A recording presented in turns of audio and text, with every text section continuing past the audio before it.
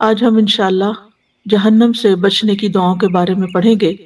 ارشاد باری تعالیٰ ہے، اور وہ لوگ جنہوں نے کفر کیا گروہ در گروہ جہنم کی طرف ہانکے جائیں گے، یہاں تک کہ جب وہ اس کے پاس پہنچ جائیں گے تو اس کے دروازے کھول دیے جائیں گے، اور اس کا دربان ان سے کہے گا، کیا تمہارے پاس کوئی رسول تمہیں میں سے نہیں آئے تھے جو تم پر تمہارے رب کی آیات پڑھتے اور تمہیں تمہاری اس دن کی ملاقات سے ڈراتے؟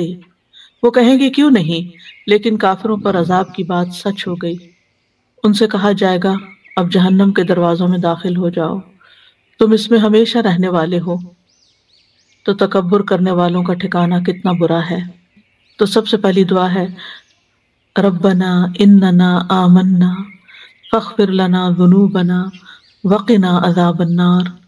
اے ہمارے رب، بے شک ہم ایمان لے آئے، لہذا ہمارے گناہ بخش دے اور ہمیں آگ کے عذاب سے بچا لے۔ تو سب سے پہلے ربنا، رب کے وسیلے سے دعا کی گئی ہے۔ یہ دعا کی قبولیت کا تقاضا ہے کہ اللہ کے ناموں کا واسطہ دے کر، نام لے کر اللہ تعالیٰ کا پھر دعا کی جائے، جیسے یا حیو یا قیوم یا ذی الجلال والاکرام، یا رحمان یا رحیم یا کریم، یا پھر ربنا یا اللہ۔ تو یہ رب کے وسیلے سے دعا کی گئی ہے۔ پھر اپنے نیک عمل کو وسیلہ بنایا گیا۔ وہ قرآن مجید میں آتا ہے نا، فابتغوا الیہ الوسیلہ، وہ کہتے ہیں اننا آمنا، اللہ ہم ایمان لے آئے، اور ایمان سے بہترین عمل کیا ہو سکتا ہے؟ تو انہوں نے اپنے عمل کو وسیلہ بنا کے پیش کیا، اور اننا کہہ کے بات کو پکا کیا، ہم واقعی ایمان لے آئے، سچ بات ہے کہ ہم ایمان والے ہیں، تجھ پر ایمان لائے، تیری کتابوں پر، تیرے رسولوں پر، جو بھی تیری طرف سے آیا سب چیزوں کو ہم مانتے ہیں۔ پھر فاغفر لنا ذنوبنا، اب یہ جو فا ہے نا، یہ سببیت کے لیے، یعنی ہمارے ایمان لانے کے سبب سے، ہمارے ایمان لانے کی وجہ سے آپ ہمارے گناہ بخش دیں۔ فاغفر لنا ذنوبنا، ذنوب سے مراد کبیرہ اور صغیرہ دونوں طرح کے گناہ ہیں۔ وقنا عذاب النار، اور ہمیں آگ کے عذاب سے بچا لے، یعنی ہمارے اور آگ کے درمیان ایک ایسی اوٹ بنا دے کہ ہم وہاں جانے سے بچ جائیں، وہاں نہ گریں۔ پھر ربنا آتنا فی الدنیا حسنۃ وفی الآخرۃ حسنۃ وقنا عذاب النار۔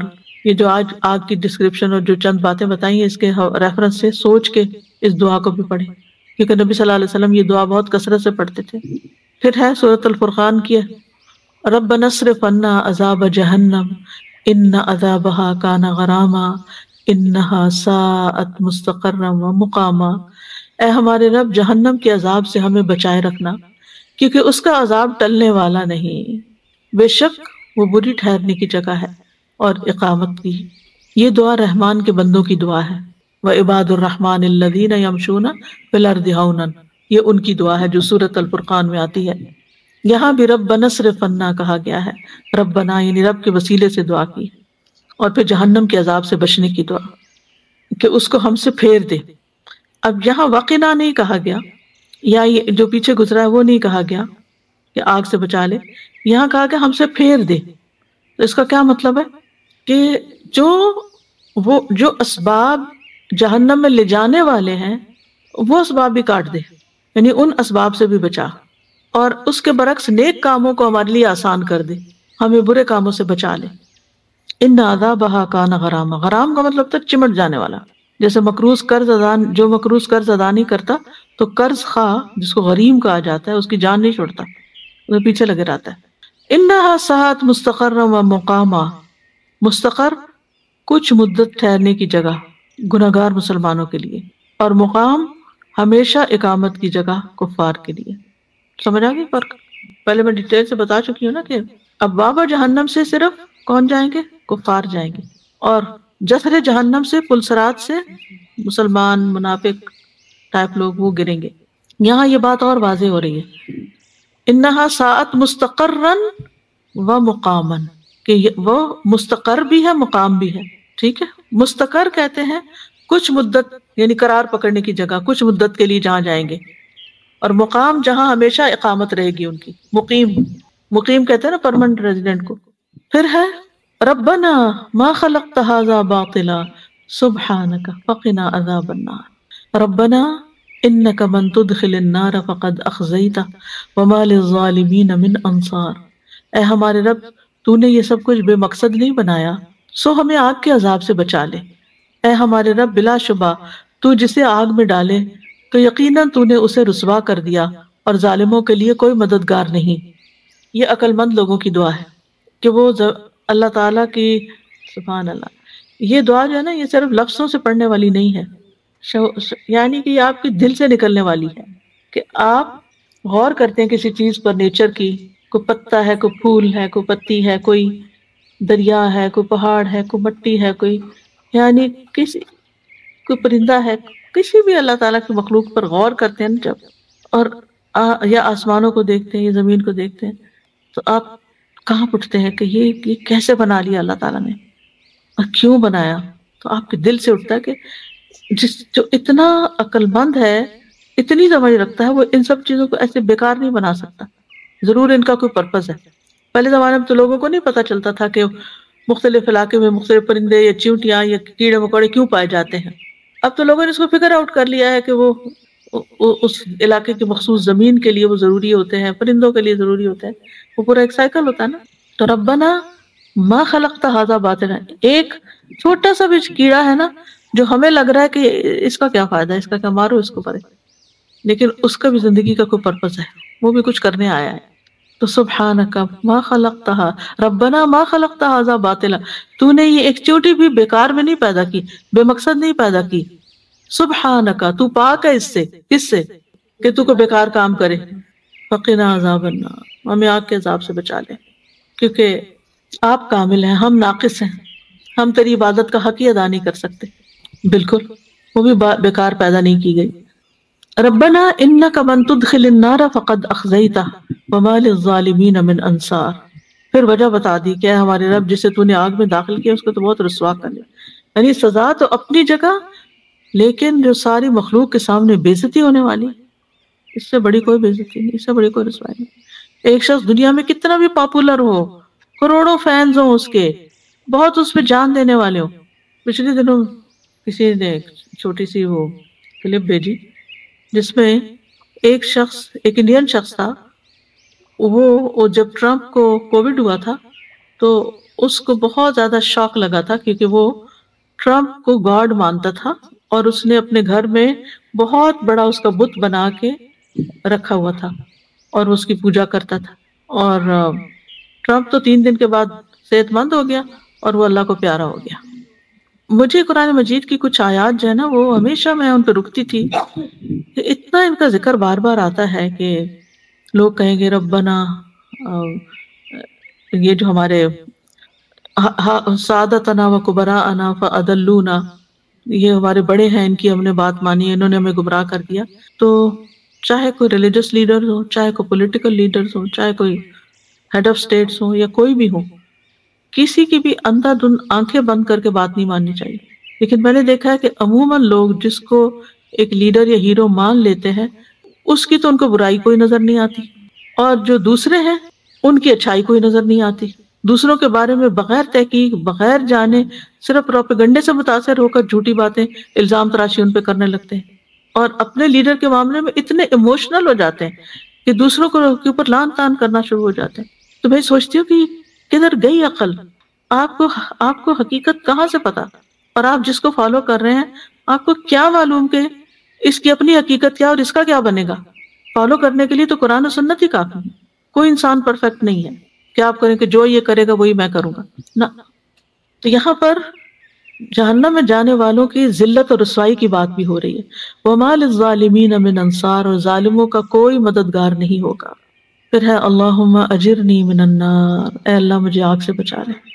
جو شخص 3 مرتبہ جہنم سے پناہ مانگ لے، جہنم خود کہتی ہے اے اللہ اس بندے کو مجھ سے بچا لے، اور جو روز پڑھے گا اس دعا کو تو اللہ تعالیٰ اسے توفیق بھی دے گا کہ وہ جہنم سے بچنے والے کام کرے۔ پھر ہے اللہم رب جبرائیل و میکائیل و رب اسرافیل اعوذ بک من حر النار و من عذاب القبر، اے اللہ جبرائیل اور میکائیل کے رب اور اسرافیل کے رب، میں آگ کی تپش اور قبر کے عذاب سے تیری پناہ چاہتا ہوں۔ جبریل علیہ السلام وحی پر موکل فرشتے ہیں، میکائیل بارش اور نباتات پر نگران فرشتے ہیں، اسرافیل بھی ایک عظیم فرشتے ہیں۔ ان تینوں فرشتوں کا ذکر ان کے شرف اور مقام کے بنا پہ کیا گیا کہ ان کی کتنی بڑی اہمیت ہے. اور یہ تینوں جو ہیں ان کا تعلق زندگی کے قیام پر ہے. سب سے افضل فرشتے جبریل ہیں، پھر اس کے بعد میکائیل ہیں، پھر اسرافیل ہیں. اور پھر ان کا ذکر کر کے کہ آپ ان کے بھی رب ہیں. یہ بڑے بڑے فرشتے ہیں لیکن آپ ان کے بھی رب ہیں. اعوذ بک من حر النار، اس کے بعد رب کے وسیلے سے آگ سے نجات کا سوال کرتا ہے انسان. ومن عذاب القبر، اور عذاب قبر سے. اللہم انی اعوذ بک من الکسل والحرم والمأثم والمغرم ومن فتنة القبر وعذاب القبر ومن فتنة النار وعذاب النار.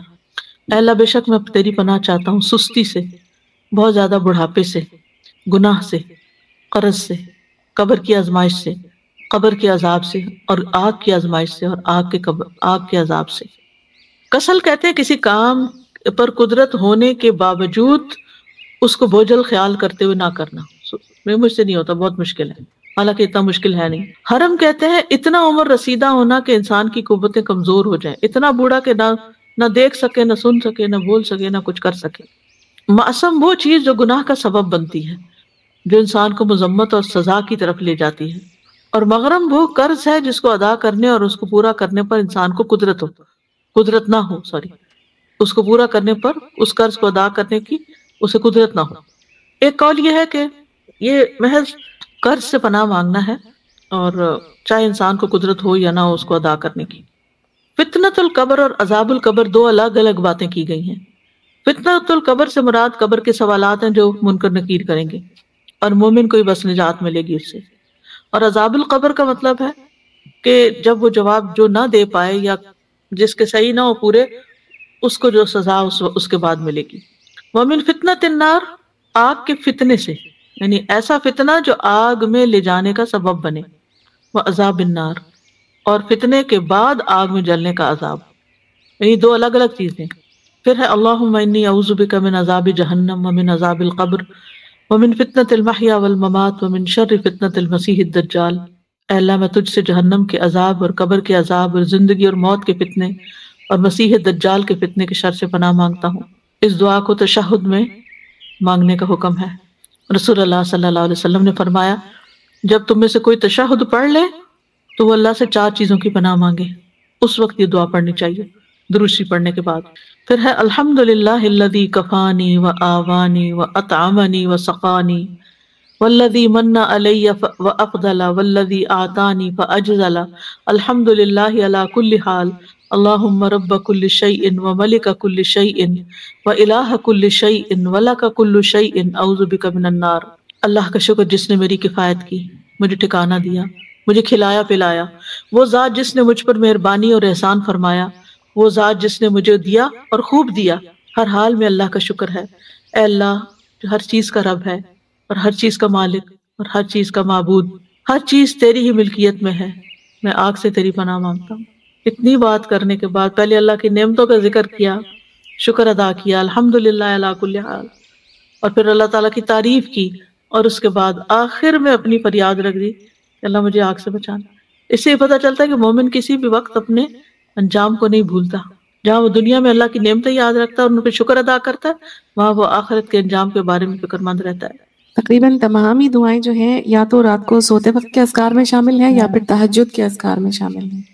یہ بھی مسند احمد کی دعا ہے کہ جب نبی صلی اللہ علیہ وسلم اپنے بستر پر جا کر لیٹتے تو یوں کہتے الحمدللہ الذی کفانی و آوانی الحمدللہ الذی اطعمنی و سقانی الحمدللہ الذی من علی فافضل اللہم اسألک بعزتک ان تنجینی من النار.